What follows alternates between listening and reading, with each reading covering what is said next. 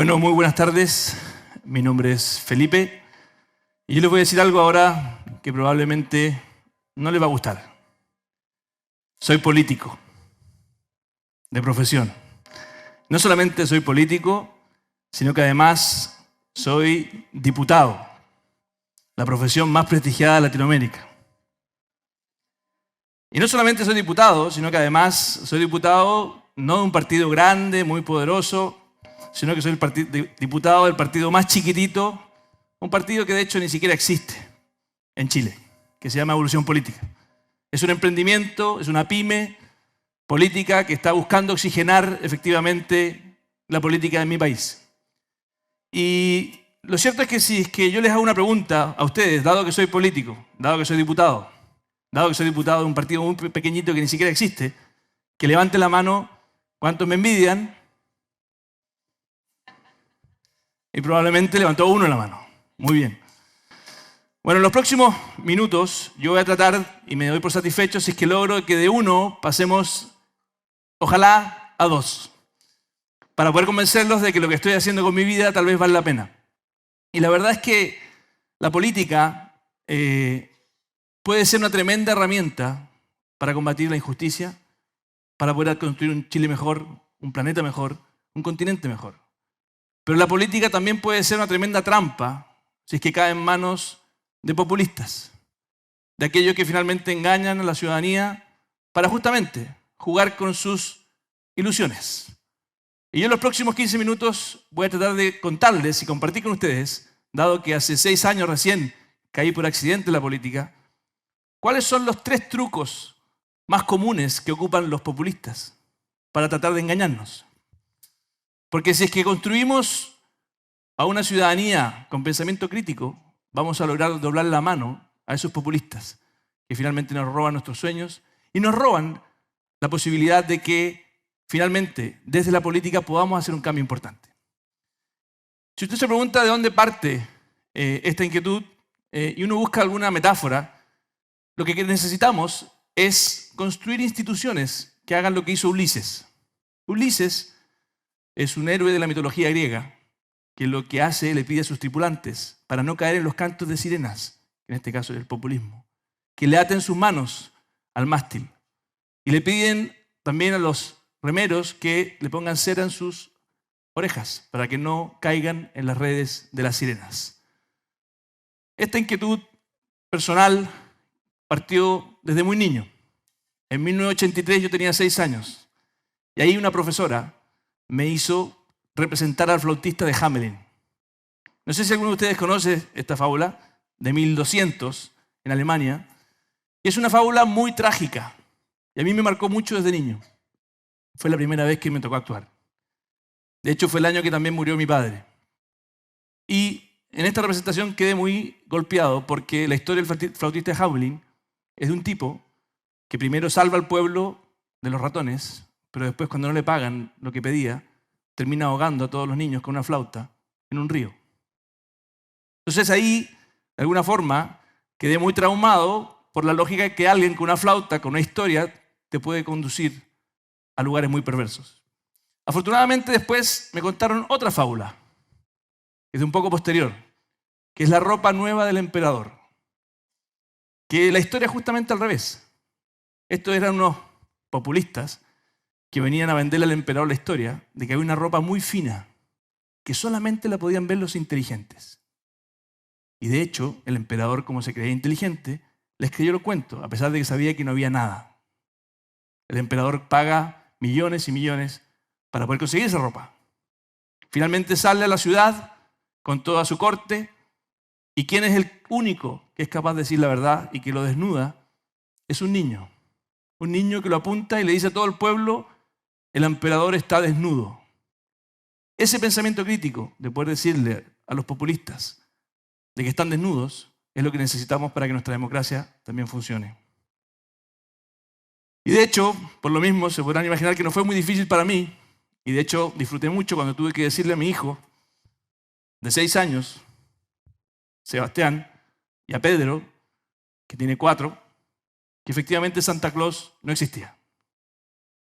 Fue duro para ellos, pero también fue un elemento de decirles: muchachos, es momento de que sepan de que muchas de las cosas que les van a contar en la vida son mentiras y no las crean y cultiven el pensamiento crítico. ¿Qué es lo que es un populista?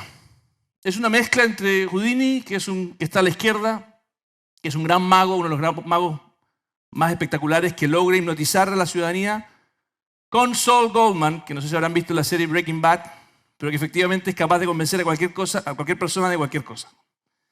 Y la gracia que tienen los populistas es que logran que nosotros depositemos la confianza en ellos y nos abandonamos y nos entregamos. Entonces, el primer truco de los tres que les contaba que ocupan los populistas, que quería compartir con ustedes, es que necesita construir un enemigo. En la democracia, si es que tú no construyes un drama, si tú no logras dividir a la sociedad, dado que es mucho más difícil argumentar con lógica, con racionalidad, con diseño, es mucho más fácil simplemente dividir para ganar. Es mucho más fácil sembrar odio, sembrar divisiones y que sea la emoción la que mande, no la razón la que mande. Al populista no le gustan los argumentos, no le gustan los técnicos, solamente le gustan sus eslogans, sus emociones. De esa forma puede engañar a la gran mayoría de sus ciudadanos. Y de hecho, hay un caso concreto que me tocó vivir en Chile, en mi país, hace poco, con una reforma tributaria. Obviamente que necesitamos impuestos. La forma de presentar la reforma tributaria en mi país fue de esta forma, donde básicamente se ocupa el elemento de que vamos a ir detrás de los poderosos de siempre. Uno efectivamente puede querer que los más ricos paguen más, sin lugar a dudas. Pero el hecho de ocupar el lenguaje correcto, el hecho de poder efectivamente sembrar y construir, como escuchábamos en una presentación hace un rato, la importancia de una colaboración es algo que para el populista jamás va a ser conveniente. Siempre va a tratar de dividir, siempre va a tratar de poder generar este drama y él se va a poner siempre del lado de los que él cree que son los buenos. Esta es otra reforma que también implementamos en Chile y que es bien impresionante porque en esta reforma se caricaturiza, y para poder empujar la reforma, a un grupo de la sociedad como aquella que quiere ser segregadora y que no quiere comunicarse con el resto, que no quiere mezclarse con el resto. Y es bien impresionante cuando uno ve este cómic, que es un cómic oficial del gobierno, que efectivamente, de hecho, si miran arriba, es una madre que va a buscar a su hija y su hija le dice: mamá, yo no soy tu hija. ¿Y por qué no es su hija? Porque se supone que son todos los niños iguales. No estaba dispuesta a mezclarse. Son ejemplos concretos que en el fondo muchas veces terminan, desgraciadamente, en violencia. Y en vez de sentarnos a la mesa con argumentos y decir efectivamente que hay muchas injusticias que mejorar, nos fomentan muchas veces las emociones, nos fomenta muchas veces la rabia, nos fomenta muchas veces la división, en lugar de la razón. Entonces el primer truco es siempre tratar de dividir, generar en nuestra ciudadanía los buenos y los malos. Obviamente el populista se pone del lado de los buenos. El segundo elemento que ocupa el populista con mucha fuerza es el ser siempre el superhéroe. Y por eso no tiene complejos en disfrazarse de Superman y plantearse a la ciudadanía como el que va a resolver tus problemas. En lugar de estar dispuesto a decirte: mis posibilidades de ayudarte son limitadas, son acotadas y son estas, no. Trata de jugar con tu ilusión y decirte que él te va a solucionar sus problemas. Para el populista, la solución a los problemas es él y no el motor de la sociedad son las personas. Para él, el asistencialismo es lo que funciona, no el dar efectivamente herramientas para que pueda salir adelante, que muchas veces no son atajos cortos, sino que demoran mucho más. Y por lo mismo, caemos en frases que suenan muy bien, pero este caso es muy emblemático en mi país. Hoy día hay un debate muy fuerte de poder tener educación superior gratuita, que suena maravilloso, que no quisiera. Pero resulta que en Chile hay un problema, que los que entran a la universidad son los más ricos. Por lo tanto, una política que se gasta en la reforma tributaria en darle la educación universitaria a todos, incluyendo los más ricos, termina amplificando la desigualdad en mi país, que es uno de los países más desiguales del mundo. ¿Y para qué decir de Latinoamérica? Entonces, al populista no le importa, porque al final del día lo que hace es jugar con esas emociones. No le importa que al final los números le demuestren empíricamente que la desigualdad en nuestro país puede aumentar producto de una política que suena bien y que puede ser justificada cuando no hay escasez. Pero cuando tenemos muchas urgencias sociales que no están siendo cubiertas, como las pensiones miserables, como tener muchas veces listas de espera gigantes en la salud pública, como tener un 60%, 70% de los que salen de cuarto medio, que salen de la enseñanza escolar, que ni siquiera entienden bien lo que leen. Y lo otro que hace el populista con mucha fuerza es cambiar las reglas del juego, porque lo que busca es perpetuarse.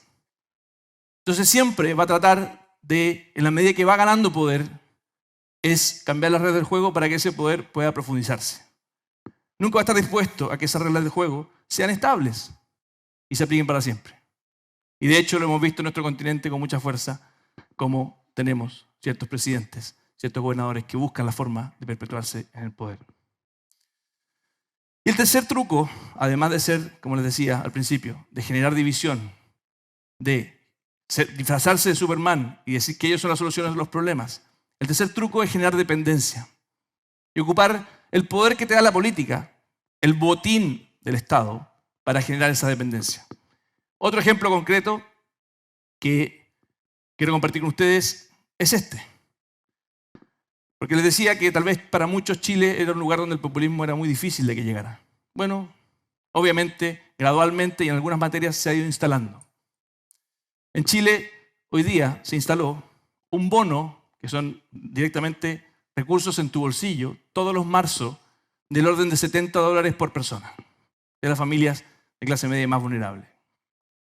Tú podrías decir, maravilloso, que podamos redistribuir recursos. El problema es que esos recursos no se redistribuyen de una forma que no sea asistencialista, sino que se redistribuyen de una forma que te permite perpetuarte y generar dependencia hacia el gobierno, porque tú tienes susto de que si es que finalmente cambia quien está gobernando, ese bono, esos billetes no lleguen el próximo marzo a tu bolsillo.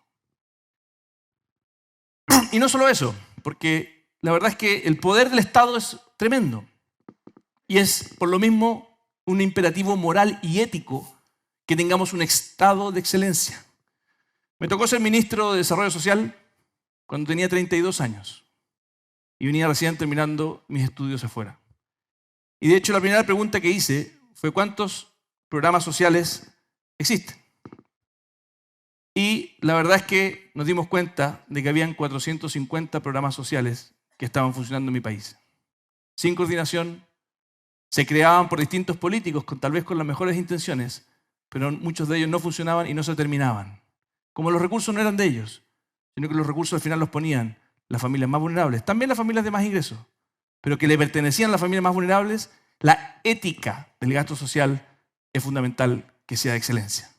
Porque así como las familias más ricas no necesitan de los políticos, porque pagan sus clínicas privadas, pagan sus colegios privados, pagan su seguridad privada, el 80% de los chilenos, y probablemente ocurre aún más en el resto de Latinoamérica, dependen de que este Estado funcione bien.